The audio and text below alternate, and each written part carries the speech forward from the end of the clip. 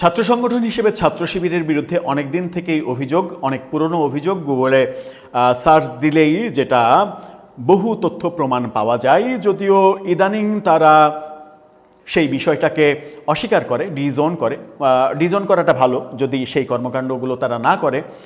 সেটা হচ্ছে ছাত্র শিবিরের বিরুদ্ধে রগ কাটার অভিযোগ রয়েছে। এই অভিযোগটা অনেক পুরাতন অভিযোগ এবং বাংলাদেশে এই শিল্পের প্রতিষ্ঠাতা হিসেবে তাদের ব্যাপারগুলোই আমরা গণমাধ্যমে খবর হতে দেখেছি এবং এটা গুগল করলেই পাওয়া যায়, বহু ডকুমেন্টস পাওয়া যায়। বর্তমানে প্রেক্ষাপট চেঞ্জ হয়েছে, সেটা অস্বীকার করা হচ্ছে। কিন্তু অস্বীকার করা হোক কিংবা স্বীকার করা হোক, আগের কর্মকাণ্ড ভুল ছিল এটা যদি অন্তত অনুধাবন ব্যাপার আসে তাহলে সেটা দেশের জন্য মঙ্গলজনক। কিন্তু ভয়াবহ সত্য বেরিয়ে এসেছে, একটি বিশ্ববিদ্যালয়ের ছাত্র সংসদের এজিএস সরাসরি ফেসবুকে পোস্ট দিচ্ছেন রগ কাটার হুমকি দিয়ে এবং টার্গেট করছেন ক্ষমতাসীন ছাত্রদলকে। ঘটনাটা গতকালকে যখন ঢাকার অন্তত 5টা শিক্ষা প্রতিষ্ঠানে ছাত্রদল এবং শিবিরের সংঘাত হলো, সেই সংঘাতের পরিপ্রেক্ষিতে গণবিশ্ববিদ্যালয়ের এজিএস ফেসবুকে এই ভয়ঙ্কর পোস্ট দিয়ে রীতিমতো তোলপাড় তৈরি করেছেন। এতটা নিচে নেমে গেলাম আমরা। চলুন একটু বুঝে ওঠার চেষ্টা করি এই ভদ্রলোক কি চান, এই সমাজে কি প্রতিষ্ঠিত করতে চান, এই ব্যাপারে সরকার কোনো ব্যবস্থা নেবে কি না। থাকবেন পলিটিক্স টিভির নিয়মিত আয়োজনে।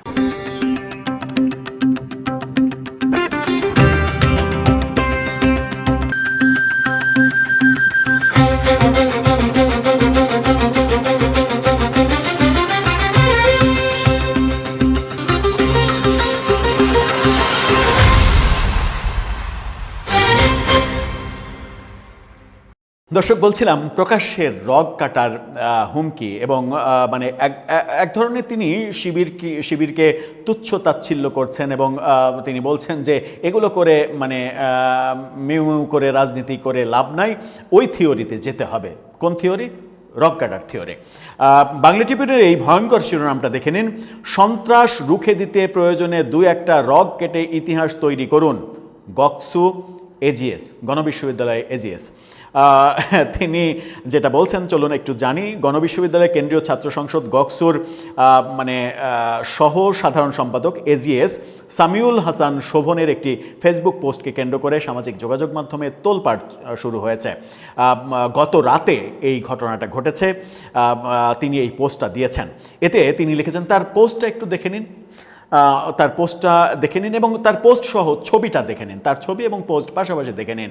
কত মানে সুন্দর একটা নিষ্পাপ একটা চেহারা এই ছেলেটার, কিন্তু তার মধ্যে এরকম জিঘাংসা এটা কল্পনাই করা যায় না। তিনি লিখছেন যে তার পোস্টে তিনি লিখছেন, সংসদে বিএনপির সঙ্গে জামাতের আর ক্যাম্পাসে ছাত্রদলের সঙ্গে শিবিরের এই কুসুম কুসুম প্রেম জাস্ট একটা ফাজলামি।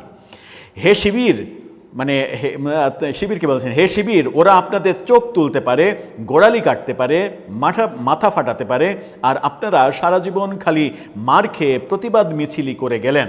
90-এর দশকে শিবিরের ওপরে পায়ের রগ কাটার মিথ্যা অপবাদ আছে। তিনিই বলছেন মিথ্যা অপবাদ আছে।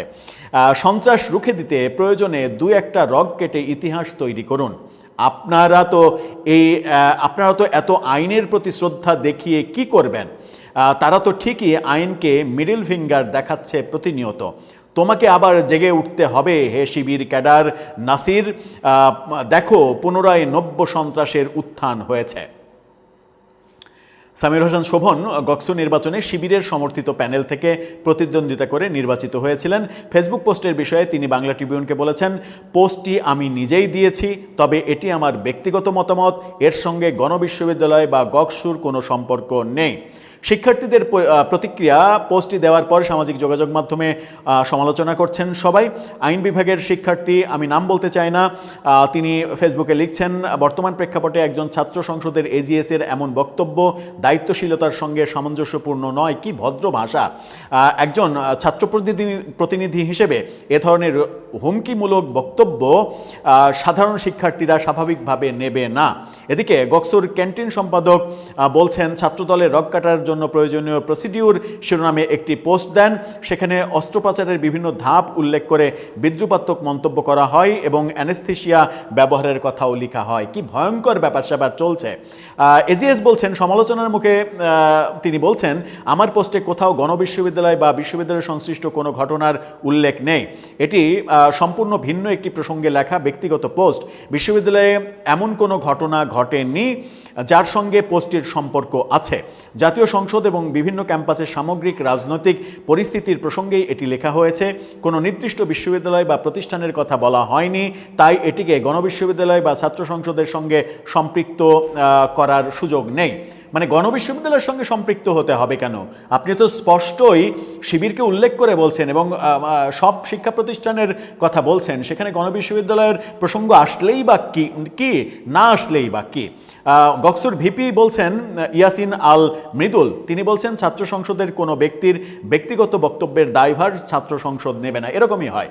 বাংলাদেশের রাজনীতি এতটাই নষ্ট পর্যায়ে গিয়েছে যে যখন কেউ কোনো অন্যায় করে তখন সেটা হয়ে যায় তার ব্যক্তিগত কর্মকাণ্ড, আর যতক্ষণ পর্যন্ত সেই অন্যায় নিয়ে কোনো সমালোচনা না হয় ততক্ষণ সেটা তার দলের কর্মকাণ্ড হয়। অন্যায় হলে ওটা ব্যক্তিগত, ওটা মানে এর আগে যখন আমরা দেখেছি যে ছায়ানট যখন পোড়ানো হলো, প্রথম আলো, ডেইলি স্টার পোড়ানো হলো, উদীচী পোড়ানো হলো, তখন আমরা দেখেছি জাহাঙ্গীরনগর বিশ্ববিদ্যালয় এবং রাজশাহী বিশ্ববিদ্যালয়ের ছাত্র সংসদের সর্বোচ্চ পর্যায়ের দুজন নেতা সরাসরি ফেসবুকে লিখছেন ছায়ানট পুড়িয়ে ধ্বংস করে দিতে হবে, প্রথম আলো পুড়িয়ে দিতে হবে, এটা ভারতের রয়ের মানে এজেন্ট, উদীচীকে পুড়িয়ে দিতে হবে, এরকম লেখা লিখছেন। পরবর্তীতে আমরা শিবিরের পক্ষ থেকে বক্তব্য শুনলাম যে এটা তার ব্যক্তিগত ব্যাপার। মানে এই বক্তব্য তার ব্যক্তিগত ব্যাপার, এটা দলের ব্যাপার না। তো দলের ব্যাপার না, তাদেরকে আপনি বহিষ্কার করেছেন।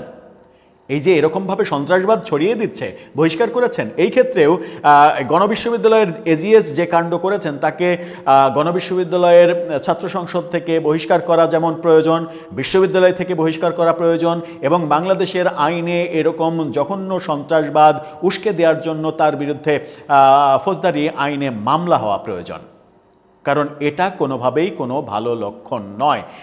মানে ডক্টর ইউনূস তার শাসনামলে ছাত্র সমাজকে এমন সহিংস দানব বানিয়ে গেছেন যে এরা প্রকাশ্যে এরকম অধ্যত্বপূর্ণ পোস্ট দিতে পারছে এবং দেওয়ার পরে বহাল তবিয়তে থাকছে এবং গণমাধ্যমে নানা ধরনের আত্মপক্ষ সমর্থনের চেষ্টা করতেও বাধা আসছে না।